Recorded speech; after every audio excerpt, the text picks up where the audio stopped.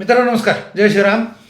आमचे आराध्य दैवत प्रभू श्रीरामाला शिव्या देणारी, त्यांचा अश्लाघ्य भाषेत उल्लेख करणारी बदलापूरची तरुणी मृणाल जाधव ही व्हायरल झाली आहे आणि आता तिला अटकसुद्धा झाली आहे. पण आमच्या देशातल्या या दोन्ही सत्य परिस्थिती आहेत की हिंदूंना शिव्या दिल्या तर तुम्ही व्हायरल होता, पण आता सरकार भाजपचं असल्याने तिला अटकसुद्धा झालेली आहे असं म्हणायला हरकत नाही. काँग्रेसचं सरकार असतं तर हे झालं असतं की नाही, मला तिला अटक झाली असते की नाही हे मला माहीत नाही. तर बहुधा तुम्हीसुद्धा तिचा प्रभू श्रीरामाला शिव्या देतानाचा व्हिडिओ पाहिला असेल. हा व्हिडिओ पाहिल्याबरोबर सगळ्यात प्रथम मला आठवले ते महात्मा ज्योतिबा फुले, का ते पुढे सांगतो. आणि दुसरा विचार माझ्या मनात आला तो तिच्या आईवडिलांचा. आता ज्योतिबा आठवण्याचे कारण, त्यांनी या असल्या वर्तनावरती मित्रांनो सुंदर एक कविता लिहून ठेवली आहे. ती कविता अशी आहे: विद्येविना मती गेली, मतीविना नीती गेली, नीतीविना गती गेली, गतीविना वित्त गेले, वित्ताविना शूद्र खचले, इतका अनर्थ एका अविद्येने केला. ती कविता कुठे अवेलेबल तुम्ही वाचू शकता. कमालीची त्याच्यामध्ये अर्थ आहे. ही छोटीशी कमालीची कविता ज्योतिबांच्या बुद्धीची आणि चातुर्याची साक्ष देते. समाजातल्या एका टपक्याला विद्यार्जन नाकारलं, त्यामुळे तो समाज गर्तेत गेला हे त्यांनी 100 वर्ष मागेच ओळखले आणि त्या दृष्टीने समाज प्रबोधन सुरू केले. पुढे देशाला स्वातंत्र्य मिळाले, आरक्षण लागू झाले, आता कोणीही शिक्षण घेऊ शकतो अशी सोय झाली, हे आपण सगळे जाणतो. कमाल काय, ज्योतिबांच्या म्हणण्याप्रमाणे खरोखरच शिक्षण मिळाल्यामुळे आर्थिक आणि सामाजिक चित्रसुद्धा पालटले. पण एक गडबड झाली. शिक्षण तर मिळाले, पण त्याबरोबर विद्या आली का? ज्योतिबांच्या कवितेतील विद्या म्हणजे केवळ कॉलेज डिग्री आहे का?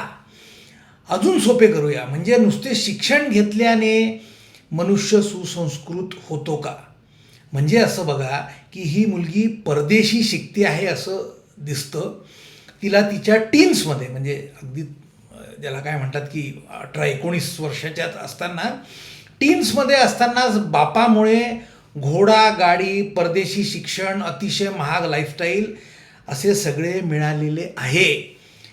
म्हणून ती म्हणते की हे सगळं बाबासाहेबांनी दिलं आहे. राम कोण आहे? कोण आहे राम? आणि त्यानंतर ती अतिशय वाईट मित्रांनो शिव्या देते, ज्याचा मी इथे उल्लेखसुद्धा करू शकत नाही. आता त्यानंतर अजून एक मला असा विचार आला की बाबासाहेबांना हे बघून काय वाटत असेल. त्यांनी असल्या या लोकांकरता रिझर्वेशन मागितले होते का, आरक्षण मागितले होते का, आणि शिक्षण मागितले होते का? तर ही मृणाल जाधव ज्या पद्धतीने वागते बोलते आहे त्यावरून ती किती सुसंस्कृत आहे हे दिसतेच आहे. म्हणजे सगळ्यात उत्तम शिक्षण मिळूनसुद्धा ज्योतिबा जिचा उल्लेख करतात ती विद्या काही वश झालेली दिसत नाही. या मुलीला ती विद्या काही वश झालेली दिसत नाही. मी सुरुवातीला म्हटलं होतं, मला मृणाल जाधवचा व्हिडिओ बघून ज्योतिबा फुलेंनंतर तिच्या आईवडिलांचा चेहरा डोळ्यासमोर आला होता. कारण मी सुद्धा एक बाप आहे आणि एक बाप म्हणून तिच्या वडिलांना काय यातना झाल्या असतील, तिच्या आईला काय ती भावनांमधनं गेली असेल हे मी समजू शकतो. कारण हे प्रकरण आता फक्त सोशल मीडिया पुरते राहिलेले नाही. जसं मी सुरुवातीला सांगितलं, असे कळते की मृणाल जाधवला अटक झालेली आहे. त्यामुळे तिच्या आईवडिलांना खरोखरच आपल्या सहानुभूतीची गरज आहे, रागाची नाही, तिरस्काराची नाही. इथे मला या जाधव जोडप्याला प्रश्न आहे की तुम्ही मुलीला सोन्याच्या थाळीत जेवू घातलं, झोपायला चांदीचा पलंग दिला, परदेशी पाठवले, याबरोबर थोडेसे अर्धाभाव तरी संस्कार का नाही दिले? मृणालची आई श्रीमती प्रतिभा जाधव यांना तर या प्रश्नाचे उत्तर देणं अतिशय गरजेचे आहे. कारण त्या तर भाजपच्या पदाधिकारी होत्या, त्याचा त्यांनी मला वाटतं आता राजीनामा दिला. त्यांनी मुलीला काय शिकवले? का पक्षांनी त्यांना ज्या पक्षांनी त्यांना सत्ता दिली, पैसा दिला, त्या पक्षाची विचारसरणी त्यांना घरात रुजवता आली नाही का? का त्यांनासुद्धा हा धर्म म्हणजे अडचणच वाटते, पण राजकीय स्वार्थाकरता त्या फक्त सार्वजनिक जीवनात रामनामाचा जप करतात आणि घरात आमच्या देवादिकांचा अपमान करतात. शेवटी एक प्रश्न भाजपला सुद्धा, पक्ष वाढवताना काही विधिनिषेध सांभाळणे गरजेचे नाही का?